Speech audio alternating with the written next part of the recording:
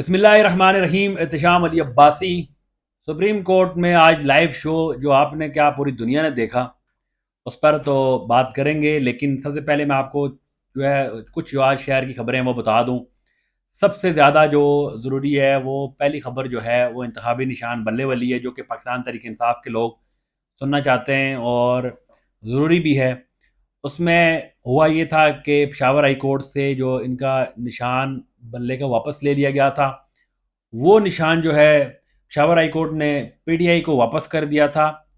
और आप उसूली तौर पे देख भी सकते हैं कि उस निशान को लेने का मकसद वो भी इलेक्शन से कुछ दिन कबल वो सिर्फ ये है कि ताकि पाकिस्तान तहरीक इंसाफ का जो इंतहाबी निशान है वो उनको ना मिले और इलेक्शन में आज़ाद उम्मीदवार ज़्यादातर हो जाएं, क्योंकि अगर ये निशान नहीं रहा तो ज़्यादातर चांस ये है कि हर उम्मीदवार का अपना एक निशान होगा। तो उसमें धांधली करना भी बड़ा आसान है, और धांधली से हट के ये होगा कि जैसे शहरी इलाके हैं तो वहाँ पर लोगों को पता है कि यार अगर किसी और कोई भी निशान मिल जाता है लेकिन नाम इमरान खान का हो तो लोगों ने उसको वोट देना ही देना है। लेकिन दही इलाका जो है बड़ा जो वोट है दही इलाके में, तो वहाँ पर लोग इतना अवेयर नहीं है, तो वो फिर वहाँ पर लोग कंफ्यूज हो जाएंगे कि यार इमरान खान के साथ कौन है, क्योंकि आजकल तो वैसे भी क्लियर नहीं है कि खान के साथ कौन है। लोगों ने ज़्यादातर जो है दोनों तरफ से चीज़ें की हुई हैं कि किस तरफ उनको रिलीफ मिले, वो उस तरफ जो है जाने के लिए तैयार बैठे हुए हैं। तो उसमें सबसे अच्छा इनके पास यही था एक हथियार कि भाई ये निशान ही ले लें, और निशान लेने के बाद जो है ताकि लोग कंफ्यूज हो जाएं। तो वो पेशावर हाई कोर्ट ने इनकी ये साजिश जो है वो उस पर पानी फेर दिया इनकी उम्मीदों पे। और उसके बाद हुआ ये कि इलेक्शन कमीशन, अब मैं समझता हूँ कि पहले मैं समझता था कि कोई किसी पार्टी के किसी बंदे को मसला है, जैसे अकबर अस बाबर खैर पार्टी से ताल्लुक उनका नहीं है लेकिन ये काफ़ी अरसे से पीछे पड़े हुए हैं। फिर बीच में नौरीन आ गई। चले नौरीन की हद तक भी देख लेते हैं चीज़ें, नौरीन रो रही थी बल्ले के लिए। लेकिन मुझे अब जो नज़र आ रहा है वो इलेक्शन कमीशन जो है पीटीआई का इंतखाबी निशान लेना चाहता है। मुझे इस वक्त पार्टी जो नज़र आ रही है वो इलेक्शन कमीशन है, क्योंकि इलेक्शन कमीशन इतना जोर लगा रहा है और इतना उनका फोकस है।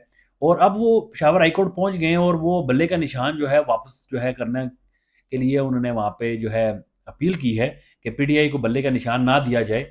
तो उस हवाले से आज, क्योंकि बीच में असल मसला तो आरओ का था एक, लेकिन सुप्रीम कोर्ट से भी जो एक आवाज़ आई है तो आज चीफ साहब बड़े गुस्से में थे। और फायद ईसा साहब ने आज कहा कि मतलब मुझे ऐसा लग रहा है जी इलेक्शन के खिलाफ कोई हो रही गेम हो रही है, या इलेक्शन जो है रुकवाना चाह रहे हैं। हालांकि उस चीज़ का इससे ताल्लुक ही नहीं था।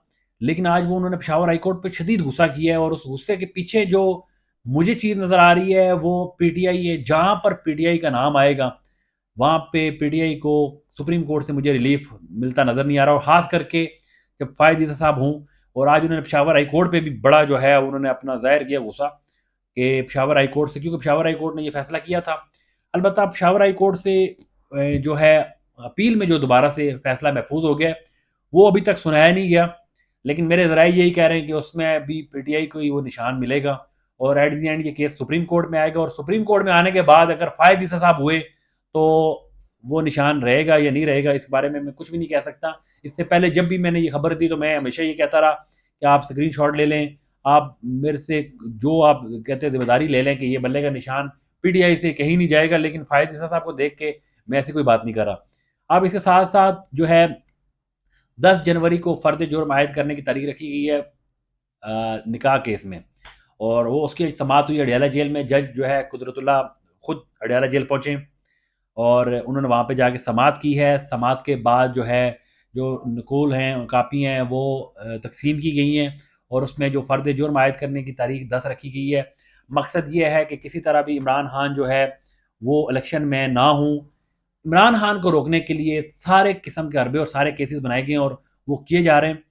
उसके साथ साथ इलेक्शन कमीशन में जो है सिक्योरिटी के हवाले से भी इजलास हुआ, और सुप्रीम कोर्ट में लापता अफराद के हवाले से केस हुआ।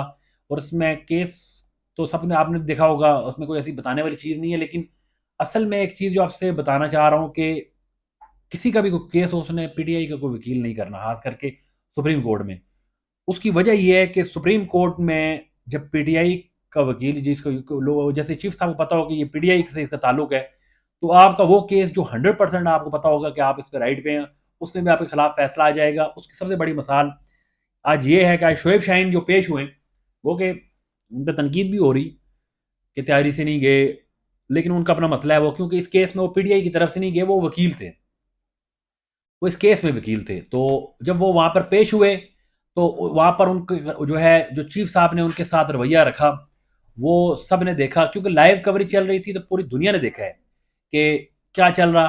तो उसमें यह है कि सुप्रीम कोर्ट से जो है आपने देखा कि आज लापता अफराद के मामले पे सारा उसमें इमरान रियाज का नाम लिया गया।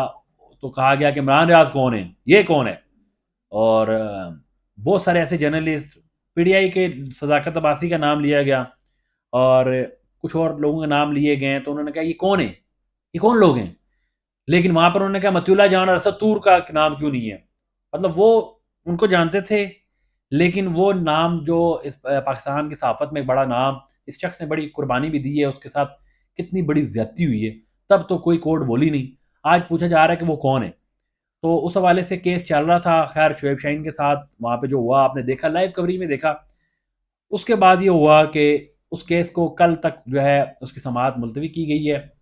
उसकी वजह यह है कि बहुत अहम केस आ गया था तायाद न्यायालय ख़त्म करने के लिए। तो तायाद न्यायालय ख़त्म करना बहुत ज़रूरी थी, मियाँ साहब के केस बहुत ज़रूरी थे। तो उन केसेस को देखते हुए जो लापता अफराद वाला केस है वो उसकी समाअत मुलतवी की गई है। लापता अफराद के जो लवाकिन हैं वो प्रेस क्लब के बाहर बैठे हुए हैं। और आखिरी जो इतलात आपने वीडियोज़ भी देखी थी जिसमें इस्लामाबाद पुलिस ने जो जुल्म और बर्बरियत जो है उन पर की थी, सारी दुनिया ने देखा। रात को 12-1 बजे के करीब सख्त सर्दी में दिसंबर के महीने में उन पर ठंडा पानी फेंका गया, लाठी चार्ज हुआ, उनको अरेस्ट किया गया। वो लोग जिनके भाई, जिनके बेटे, जिनके बाप जो है ज़माने से लापता हैं, और वो सिर्फ ये पूछने आए हैं कि हमारे लोग कहाँ पे हैं। देखें, आप इदारों से पूछेंगे, आप अपने हुक्मरानों से पूछेंगे, तो वो पूछने आए थे तो उनके जवाब में उनको मार मार के जो है लहूलान किया गया। और वो बेचारे जो प्रेस क्लब के बाहर बैठे हुए हैं, और वहां पे उनको एक छोटा सा प्लाट उससे बाहर नहीं जाने दिया जा रहा, उनको आज सुप्रीम कोर्ट बुलाया जाता और पूछा जाता तो हम भी समझते कि कोई इंसाफ होगा। लेकिन खैर आपने इसमें देखा कि पहले भी बड़ा जो चीज़ें इसमें फैसले हुए हैं, तो आगे भी ऐसे ही होने। अब इसके साथ साथ जो है फाइनली जो है मैं आपको आखिरी जो बताता हूँ कि लोग सारे इंतज़ार में हैं इमरान खान के, और मैं आपको बता रहा हूँ कि खान साहब जल्द आ जाएंगे, क्योंकि उनकी सबसे बड़ी बात है कि इनके तमाम तकरीबन केसेस जो है उनमें वो चीज़ें कंप्लीट हो चुकी हैं। और एट दी एंड जो सज़ाएँ बनती हैं, अगर इन्होंने देनी भी हुई तो वो सज़ा 2 से 3 साल की जितनी भी सज़ाएँ हैं वो मुअत्तल भी हो जानी हैं। और इमरान खान से मिल के आज आने वाले जो शख्स से मेरी बात हुई है तो उसका यही कहना है कि वो मतलब जैसे मैंने बताया था स्ट्रॉन्ग है, ऐसे ही हैं, और हौसला उनका बुलंद है। और उन्होंने अंदर से ये पैगाम भेजा है कि कारकुनान डटे रहें। हमेशा वो अपने कारकुनान को यही पैगाम भेजते और कहते हैं कि मैं अपने जो लोग हैं उनके साथ खड़ा हूँ। और जो लोग इस वक्त रपोश हैं और ख़ास करके वो टिकट होल्डर हैं पोटेंशियल, तो उनके हवाले से जो खान साहब ने पैगाम दिया है कि मेरा उनको यही पैगाम है कि वो पकड़ाई ना दें, इनके हाथ न लगें। जो भी हाथ लगता है आपको तो वो प्रेस कॉन्फ्रेंस करके बाहर आता है। तो बाकी इस हवाले से जो भी होगा इंशाल्लाह हम आपको अपडेट करते रहेंगे। अगले व्लॉग के लिए इंतज़ार करें, तब तक के लिए अल्लाह हाफ़िज़।